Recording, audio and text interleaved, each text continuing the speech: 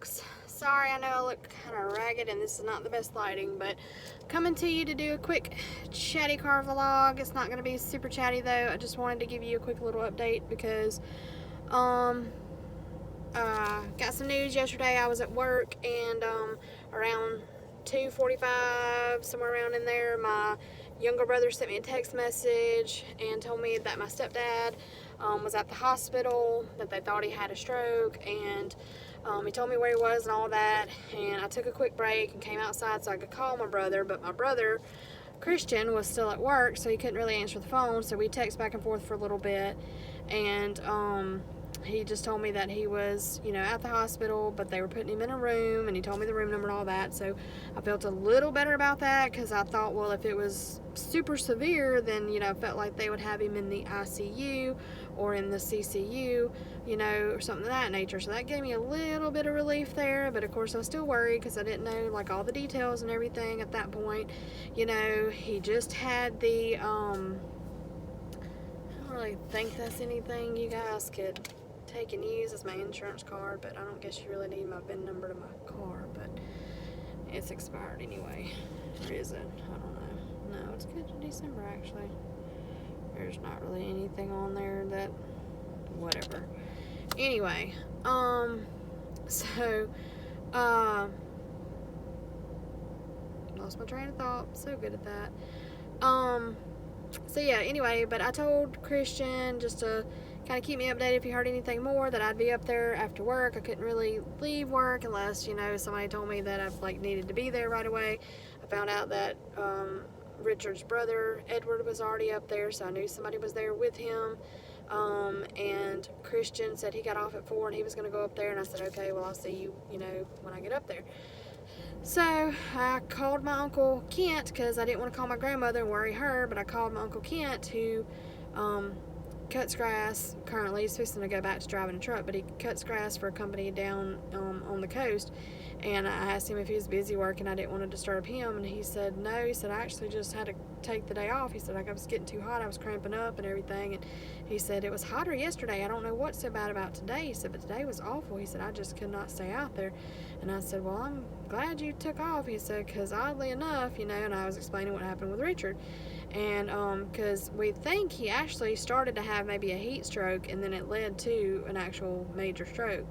But that hasn't been officially confirmed yet, but that's just kind of our speculation, I guess. But anyway, when I got up there, they said initially he didn't have any feeling in his left side, and of course his speech was extremely slurred and they couldn't really understand him, but he was trying to talk and communicate. That was when they got him to the hospital around lunchtime yesterday. And then by the time I got up there, about 5:20 or so, his speech was somewhat better. When he tried to talk a lot or was a little groggy and sleepy, of course it was, a lot more slurred and harder to understand, more gibberish, I guess. But when he'd only say 1 or 2 word answers, or when he was actually awake and sitting up and more alert, then, it was clear as day. So it was kind of in and out a little. But his nephew was there, and he was kind of messing with his left foot some, and he would kind of jerk away if he kind of tickled or whatever. So they did find out he had feeling in his left leg and left foot by the end of the day. And the only thing that it seemed to really affect was he still doesn't seem to have mobility in his left arm or hand. His speech, like I said, had improved from, like, say, noontime till later that evening. So those are all good signs, good improvements. Of course, they took labs, they did a CT and everything. Took them a while before they ever brought a heart monitor in there to put on, and they were trying to get his sleep study results so they could get a CPAP or BiPAP, whichever he needed, in there for him. I don't know why that was taking forever, because it was the same hospital that did the sleep study, and they got that information on the first floor, and he was on the 4th floor. So at one point his nephew went downstairs and talked to the people on the 1st floor and said, why can't you just give the information to the people on the 4th floor? And the nurses said, down there, said, well, somebody up there has to request it. And so he went up there to the fourth floor. He said, do I need to go down to the first floor and drag somebody from up down there up here to tell you that you need to request it, or vice versa? And they're like, no, we're going to get it. We're requesting it, whatever. He was kind of getting a little irritated because it felt like they weren't doing anything, but I don't know. It's always frustrating, of course, when you have a loved one in the hospital or whatever. But, he was showing signs of improvement. But, he definitely needs to make a lot of changes, like a lot of us. We're overweight.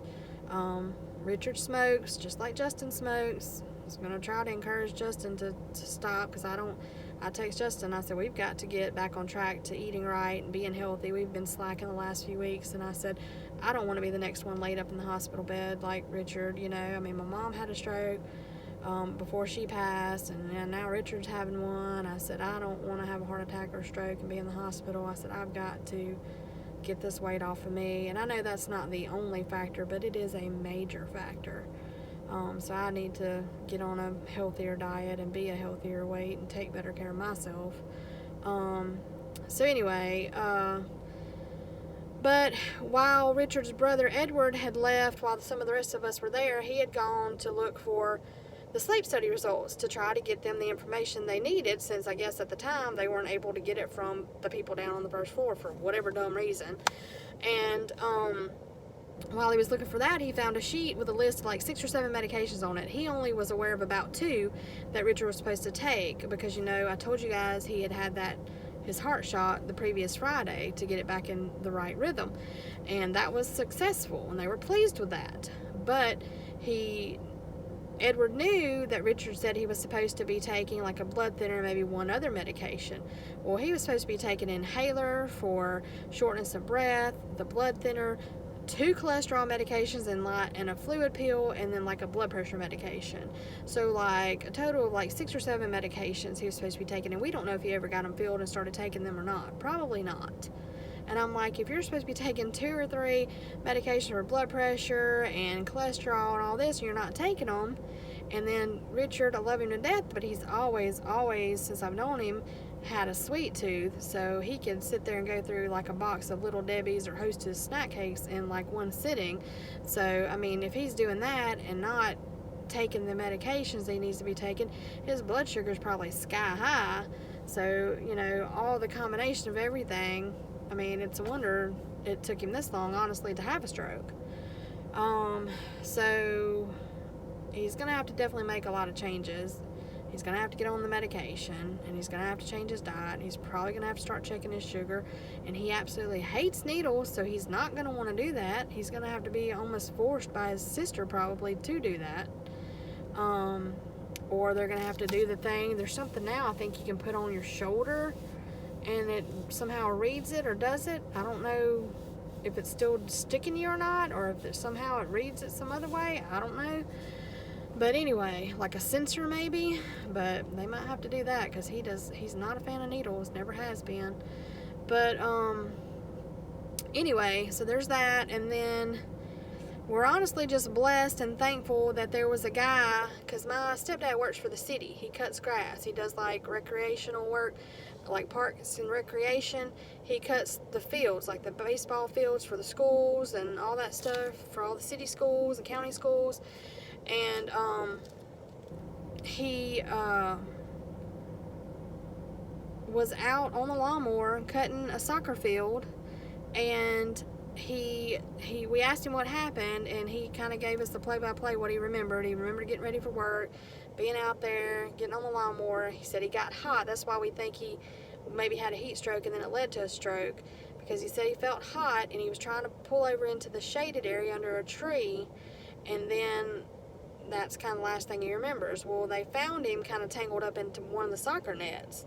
And I don't know, I never did get clarity if he actually fell off of the lawnmower, if he was on it, just kind of like leaned over on it somehow, and, tangled up and somehow stopped. Obviously the lawnmower was stopped or whatever, and he was tangled up in the net. But this guy named Bobby, I don't know his last name, but he happened to be there.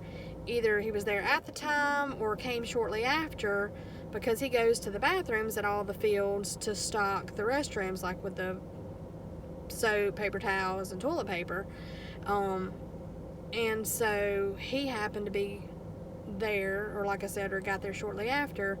And had he not been there at that particular time to see Richard, he could have been there all day until like the end of the day. And they started wondering, where's the city truck? Where's the lawnmower? Because, you know, and if he'd have laid there for 4 or 5 hours, he probably would have just died out there on the field by himself, because they don't work in pairs, they don't work in groups. He's always by himself. And it's really just a scary thought. But I'm very thankful that that other person was there and was able to call an ambulance, and they got him to the hospital in time. So hopefully he will be able to make a full recovery. But I just wanted to give you guys an update and ask that you continue to pray for him. And I will let you all know more when I know more. So this is totally unrelated, but I did make a video of those items, the Happy Planner items. I did it on my laptop at home, and my connection is just not really strong, I guess, when it comes to loading videos. So I tried to load it and it never fully loaded. So I'm either going to have to redo it, or either I'm going to have to bring my laptop up here to work one day and connect to the Wi-Fi and just load it that way, because it won't take but a second to do it then. But for some reason at home trying to load it, it just does not want to work. So anyway, again, just please pray for Richard, and I appreciate you guys. Hope you have a great day, and I will talk to you later. Bye.